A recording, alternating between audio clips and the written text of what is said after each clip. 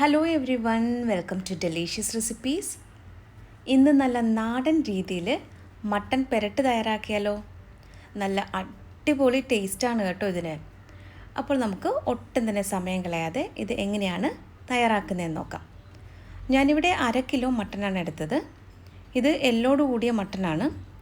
ഇനി ഇതിലേക്ക് നമുക്ക് 1/2 ടേബിൾ സ്പൂൺ ഇഞ്ചി വെളുത്തുള്ളി പേസ്റ്റ് ചേർക്കാം. ഇതിൻ്റെ കൂടെ തന്നെ 1/2 ടീസ്പൂൺ കുരുമുളക് പൊടിയും കൂടി ചേർക്കുന്നുണ്ട്. ആവശ്യത്തിന് ഉപ്പും 1/4 കപ്പ് വെള്ളവും കൂടി ഒഴിച്ചിട്ട് ഇത് നന്നായിട്ടൊന്ന് മിക്സ് ചെയ്തെടുക്കാം. അതിനുശേഷം ഇത് പ്രഷർ കുക്കറിലൊന്ന് വേവിച്ചെടുക്കണം. നിങ്ങൾ ഉപയോഗിക്കുന്ന മട്ടൻ അനുസരിച്ച് ഇതിൻ്റെ വേവിലൊക്കെ വ്യത്യാസം വന്നേക്കാം. നല്ലതുപോലെ പ്രഷറൊക്കെ പോയതിനു ശേഷം മാത്രമേ പ്രഷർ കുക്കർ തുറക്കാവൂ. ഇനി നമുക്ക് ഈ മട്ടൻ പെരട്ട് എങ്ങനെയാണ് തയ്യാറാക്കുന്നതെന്ന് നോക്കാം. വെളിച്ചെണ്ണ ചൂടായി വന്നപ്പോൾ കുറച്ച് കറിവേപ്പിലയാണ് ഇപ്പോൾ ചേർത്തത്. ഇനി നമുക്കിതിലേക്ക് 2 സവാള ചേർത്ത് കൊടുക്കാം. സവാള ഇതുപോലെ സ്ലൈസ് ചെയ്തെടുക്കണം. ഇനി ഇത് നന്നായിട്ടൊന്ന് വഴറ്റിയെടുക്കണം. കുറച്ച് ഉപ്പ് കൂടി ചേർത്തിട്ടുണ്ട്. സവാള ചെറുതായിട്ടൊന്ന് വഴന്ന് കഴിയുമ്പോൾ ഇതിലേക്ക് ഞാൻ കുറച്ച് ചെറിയ ഉള്ളി കൂടി ചേർക്കുന്നുണ്ട്. ചെറിയ ഉള്ളി ചേർക്കുമ്പോൾ നല്ലൊരു ടേസ്റ്റാണ് ഈ മട്ടൻ പെരട്ടിന്. അപ്പോൾ സവാളയുടെ കൂടെ കുറച്ച് ചെറിയ ഉള്ളി കൂടി ചേർക്കാനായിട്ട് ശ്രദ്ധിക്കുക.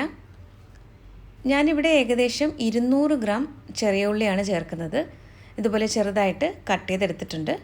ഇനിയിപ്പോൾ അതും കൂടി ചേർത്തിട്ട് നല്ലതുപോലെ ഒന്ന് വഴറ്റിയെടുക്കണം. ഇതിനു മുമ്പ് മട്ടൻ സ്റ്റൂവിൻ്റെയും മട്ടൻ കറിയുടെയും മട്ടൻ റോസ്റ്റിൻ്റെയും ഒക്കെ വീഡിയോകൾ ഞാൻ പോസ്റ്റ് ചെയ്തിട്ടുള്ളതാണ്. മട്ടൻ റെസിപ്പീസ് എന്ന പേരിൽ ഒരു പ്രത്യേകം പ്ലേലിസ്റ്റ് തന്നെ തയ്യാറാക്കിയിട്ടുണ്ട്. അപ്പോൾ സമയം കിട്ടുമ്പോൾ ഈ വീഡിയോകളൊക്കെ ഒന്ന് കാണുക. ട്രൈ ചെയ്ത് നോക്കിയിട്ട് ഫീഡ്ബാക്ക് കൂടി തരാനായിട്ട് മറക്കരുത്. ഇപ്പോൾ ഉള്ളി നന്നായിട്ട് വഴന്ന് വന്നിട്ടുണ്ട്. ഇനി ഇതിലേക്ക് നമുക്ക് ഇഞ്ചി വെളുത്തുള്ളി പേസ്റ്റ് ചേർക്കാം.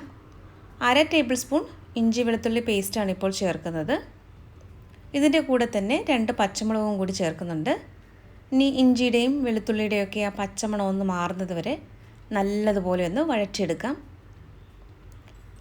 മട്ടൻ വേവിച്ച സമയത്തും 1/2 ടേബിൾ സ്പൂൺ ഇഞ്ചി വെളുത്തുള്ളി പേസ്റ്റ് ചേർത്തിട്ടുണ്ടായിരുന്നു. ഇതിപ്പോൾ നന്നായിട്ട് വഴന്ന് വന്നിട്ടുണ്ട്. ഇനി ഇതിലേക്ക് നമുക്ക് 1/4 ടീസ്പൂൺ മഞ്ഞൾപ്പൊടിയും 1/2 ടീസ്പൂൺ മല്ലിപ്പൊടിയും 1 ടീസ്പൂൺ മുളക് പൊടിയും ചേർക്കാം.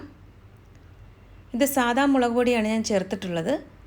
ഇതൊരു മീഡിയം സ്പൈസ് ലെവലിലാണ് ഞാൻ ഈ മട്ടൻ പെരട്ട് തയ്യാറാക്കുന്നത്. അപ്പോൾ നിങ്ങൾക്ക് എരിവ് കൂടുതൽ ആവശ്യമുണ്ടെങ്കിൽ മുളക് പൊടിയുടെയൊക്കെ അളവ് കൂട്ടാം. പൊടികളെല്ലാം നല്ലതുപോലെ ഒന്ന് മൂപ്പിച്ചെടുത്തിട്ടുണ്ട്. ഇനി ഇതിലേക്ക് നമുക്ക് ഒരു തക്കാളി ചേർത്ത് കൊടുക്കാം.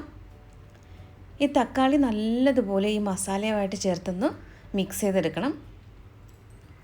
ഇത് നന്നായിട്ടൊന്ന് യോജിപ്പിച്ചെടുത്ത ശേഷം നമുക്കിതൊന്ന് അടച്ചു വെച്ചിട്ട് വേവിക്കണം. തക്കാളി നന്നായിട്ടൊന്ന് വെന്തുടഞ്ഞ് വരണം.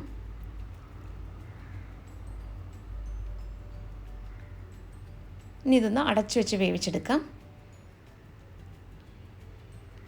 ഇപ്പോൾ തക്കാളി പാകത്തിന് വെന്തുടഞ്ഞ് വന്നിട്ടുണ്ട്. നന്നായിട്ട് ഇതൊന്ന് ഇളക്കി കൊടുക്കാം. ഇനി ഇതിലേക്ക് നേരത്തെ വേവിച്ച് വെച്ചിരിക്കുന്ന മട്ടനാണ് ചേർക്കുന്നത്. ഇതിൽ വെള്ളത്തോടു കൂടി തന്നെയാണ് ചേർക്കുന്നത്.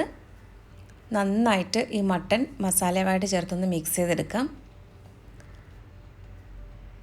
ഞാനിതിലേക്ക് ഒരു അല്പം വെള്ളം കൂടി ചേർക്കുന്നുണ്ട്. ഈ മസാല നന്നായിട്ടൊന്ന് യോജിച്ച് വരുന്നതിന് വേണ്ടിയിട്ടാണ്.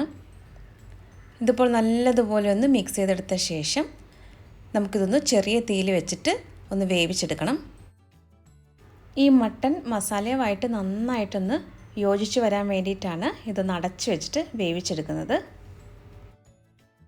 ഒരു 10 മിനിറ്റെങ്കിലും ഇതുപോലെ ഒന്ന് വേവിച്ചെടുത്താൽ മാത്രമേ മസാലയൊക്കെ നന്നായിട്ടൊന്ന് മട്ടനിൽ പിടിച്ചു വരികയുള്ളൂ. ഞാൻ ഈ ചാറൊക്കെ നന്നായിട്ടൊന്ന് കുറുകി വരുന്നത് വരെയും ഒന്ന് കുക്ക് ചെയ്തെടുക്കുകയാണ്. ഇത് ചോറിൻ്റെ കൂടെ കഴിക്കാനായിട്ടാണ് ഈ മട്ടൻ പെരട്ട് ഞാൻ തയ്യാറാക്കുന്നത്.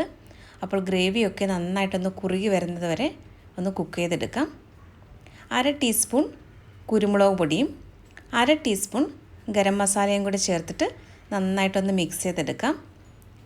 ഈ അവസാനം കുരുമുളക് പൊടിയും ഗരം മസാലയൊക്കെ ചേർക്കുമ്പോൾ ഈ മട്ടൻ പെരട്ടിന് നല്ലൊരു ടേസ്റ്റ് ആയിരിക്കും. ഇനി ഇതിലേക്ക് കുറച്ച് കറിവേപ്പില കൂടി ഞാൻ ചേർക്കുന്നുണ്ട്. അതിനുശേഷം നമുക്കിത് നന്നായിട്ടൊന്ന് ഇളക്കിയെടുക്കാം. ഇതിപ്പോൾ ചാറൊക്കെ നല്ലതുപോലെ കുറുകി വന്നിട്ടുണ്ട്. നമ്മുടെ മട്ടൺ പെരട്ട് ഇവിടെ റെഡി ആയിട്ടുണ്ട്. അപ്പോൾ ഈ തനി നാടൻ രീതിയിലുള്ള മട്ടൺ പെരട്ട് എല്ലാവർക്കും ഇഷ്ടമായെന്ന് കരുതുന്നു. റെസിപ്പി ഇഷ്ടമായാൽ നമ്മുടെ ചാനൽ കൂടി ഒന്ന് സബ്സ്ക്രൈബ് ചെയ്യാൻ മറക്കരുത്. അപ്പോൾ മറ്റൊരു നല്ല റെസിപ്പിയുമായിട്ട് വീണ്ടും വരാം. താങ്ക്